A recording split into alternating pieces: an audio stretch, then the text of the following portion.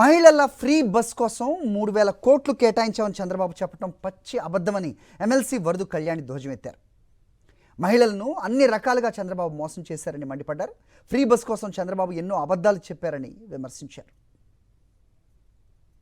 ఇచ్చిన హామీలన్నిటికి కూడా ఎగనామం పెట్టి ఈ విధంగా పబ్లిసిటీ స్టంట్లు చేసుకోవడం ఎంతవరకు సమంజసం చంద్రబాబు నాయుడు గారు అని నేను అడుగుతూ ఉన్నాను.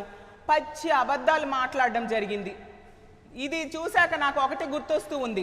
అప్పుడు మామైన ఎన్టీ రామారావు గారు చెప్పారు కదా, చంద్రబాబు నాయుడు గారు నాకంటే పెద్ద నటుడు అనేసి. అది 100% నిజం అనే విషయం నిన్న మీటింగ్తో మరొకసారి ప్రూవ్ అయింది.